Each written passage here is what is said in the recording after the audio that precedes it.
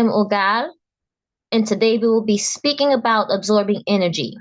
This is something that I wrote, and I'll just be reading it. We will be talking about ways to strengthen your will and being still in your stance, developing authority over yourself so no one else has authority over you. Becoming confident in your abilities in all things so we don't become victims to absorbing energies that does us no good. Overstand it is the mightiness of your perceptivity that overrules your DNA. So if you say, I don't accept what has been put on me or given to me, that is you governing yourself, rejecting conditions laid out for you rather than falling under in line. You being the master, sorting out what you'll receive and transmit. An example, psychic self-defenses. Information is carried through by tone, just like now. Observe how you're feeling from hearing my voice, from hearing me speak, and throughout this video acknowledge if your emotions sway and different from inspired to sad to whatever.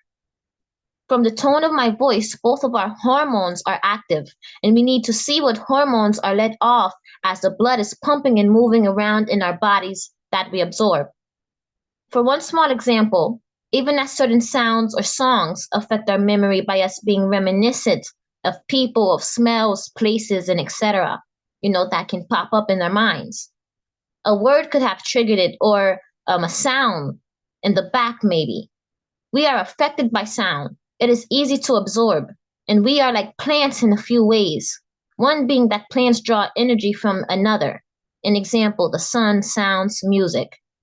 Well, so do we humans. We are sensitive beings, being like sponges, absorbing everything around us, even unintentionally. With that, it may not always be ideal, as being sensitive to everything in nature can cause unbalancement, causing a person to tap into high quantities of different energies, having multiple channels plugged in at once. It can drive a person out of fuel. An example, being drained, diseased, feeling burnt out. Your mind is a static radio, and you have to tune it to your frequency, to Earth's frequency, as you vibrate with it and are connected to it, coming from it. Most people on Earth act off emotions, and we now evidently see more than ever how people act off of other individuals' emotions, proving people are not living for themselves, so they're not living at all. Being a bunch of soulless people walking around devolving, not caring to know themselves, to not even being proud of who they are, because they are caught up in someone else's lens.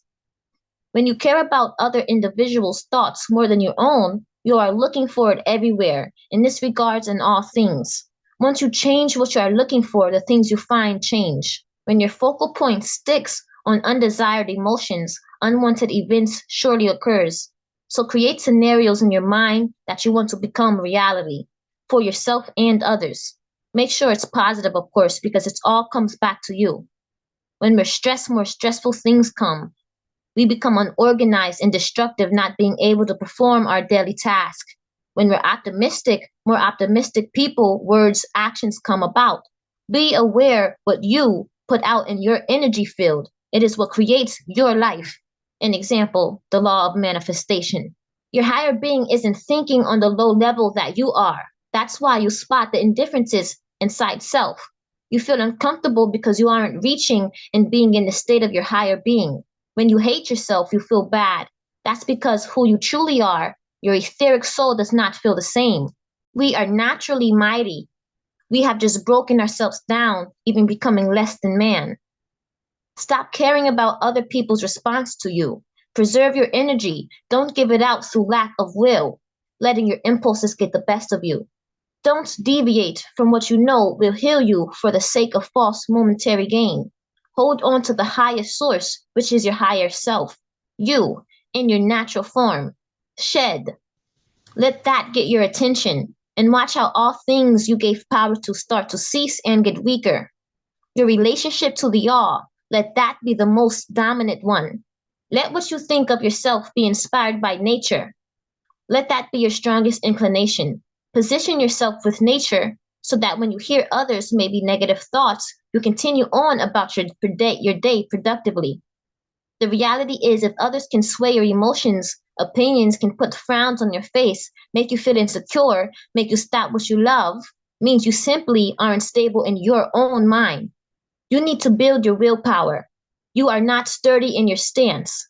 You don't have the confidence to deal with situations and fail to trust yourself to respond properly. You don't stick to your own script. If everything went your way, you'd have no growth. Depending on other people's frequencies and opinions do you no good, and you teach yourself how to rely on other humans' words and energy, whether you know them or not. Taking away from yourself, making yourself weaker, losing respect for yourself during the process. It's important to keep your impulses in check, especially in the last days. You are allowing and giving permission to those to eat your energy, leaving you with nothing. In order to control how you feel, you first must identify how you feel in its correlation with nature constantly. Your growth doesn't stop, so continue to seek who you are, why you are, and what you are on earth. Remember, you pick up less intel from others when you yourself are the center of attention. Focus on you, and what you once feared will soon dissipate because you are not calling on its activation. You're not pumping any blood to give certain thoughts life force. You are being still and in grace, unscattered, unmovable, because you have found your reason and dwell in it, build on it, and take a healthy pride in it. Simply being grateful, becoming uncorruptible. Fill your space to where no being can interfere because there is no space for any being to interfere in the first place. Rule your body. Claim yourself so no one else claims ownership over you. When you spot an energy within another that you deem negative, you have focused on something that has brought about a disconnection to who you truly are. This usually is happening when people are looking for satisfaction from another, cutting the etheric side off, putting the opinions of others in front of your true divine self. Forgetting the most important link, the emotional you, the soul, separating yourself from your higher self. An example, becoming a mental slave, which causes us major discomfort, snatching us out of the ultimate reality, clouding our mind with useless energy, breaking down our minds and bodies. Practice learning who you are so you can identify intruding thoughts. You will know and say, hold on, this is not me. I release this thought with ease. Don't judge it, don't beat on it, nor yourself. Just observe it, then release it. Better yet, replace it. Humans implant their thoughts into our minds every moment of our daily living. Technology plays a major role in this as well in many ways we probably couldn't imagine. One example is our phones, full of opinions that we read and take from all across the world constantly. We know what others feel and think, and unbeknown to most, we absorb the energy we carry on other people's weight, on other people's baggage. Many advertisements coming from small groups of people that most don't know, putting out images they would like you to see for whatever reason, mostly unbeknown to us. A lot of us don't know how we really feel, how we actually think. We think we do, but there's so many thoughts we've adopted and that our families have adopted that we now have to cleanse ourselves back to our true selves. As my mentor Ibrahim Neville says, shed. That is the idea we have to shed, not add on. We have been throwing mountains of dirt on ourselves for years. The cleansing will take some time. We have to get strong again, back organized and familiar with what's here before the light, before the chaos. We have been taking in too many ideologies without investigation. We've forgotten our purpose, leaving us stuck. Most on the planet Earth are overwhelmed, taking in additional thoughts and emotions of other humans, creating paranoia and obsessive traits, scoping out body signals to see if it's relating to you, just creating a self-conscious egomaniac. This is mainly due to caring what thoughts these beings have of you, what people are saying about you to others that you can't hear. Let your highest guidance overtake all that noise. Get back together with you. Stop separating yourself from your rightful self. The beliefs you have practiced all your life, you've put them into your energy field, training yourself to rely on all but to who it matters. Untrain, unlearn, and give it all back. Wipe your hands clean. Start fresh. You can only start now to do this. If you keep putting off, you will get left behind and won't make the shift. Any shift for that matter. We tell ourselves we'll start now, but the reality is most people died with their words, with little to no action, because they felt they had time, not being honest with themselves. in all actuality being lazy.